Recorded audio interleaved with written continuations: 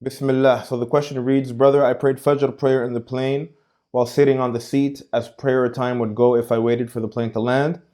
So am I supposed to repeat the prayer when I reach home as I prayed while sitting? It was due to necessity.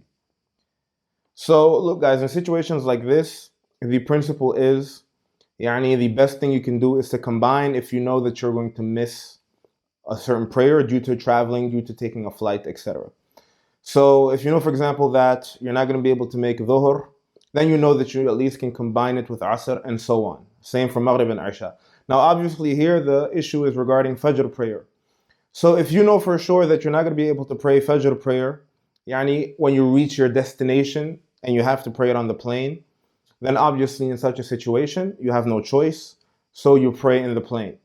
And what's important here to understand is that in such a situation, you should try your best to pray standing up. Now, this can depend on the context, the airline. So if you're, for example, if you're taking Saudi Airlines, this is not an issue, right? In fact, you can even get out of your seat and there's like a prayer room inside of the plane. But if you take another airline company, such as a company in the West, then here things may be a little bit more complicated.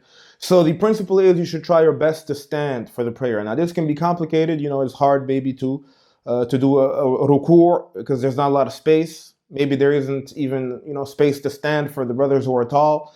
Maybe this can be problematic for if the plane is full. People might think this is weird. There might even be a security issue. People might think it's a security thing and they might think this is something weird going on because they're not used to seeing this, right? If this is like a Muslim country with a company that has a lot of Muslim passengers and so on, then this is not much of an issue, but it could be an issue depending on the airline. So here you go down to the next level, below that, which is to sit down. So you pray whilst sitting. And in a situation like this, if you have a legitimate excuse, then you do not have to redo the prayer. You don't have to repeat the prayer. So this is the main principle. It goes back to the ayah in chapter 64:16, where Allah subhanahu wa ta'ala says, فَاتَّقُوا اللَّهَ مَا اسْتَطَعْتُمْ. Fear Allah subhanahu wa ta'ala as much as you can. So do whatever is in your capacity, do whatever you are able to do. If you're able to stand, then stand. If not, then you can sit and pray. But remember, the priority, if possible and when possible, is to combine the prayers anyway, as you have that excuse as a traveler.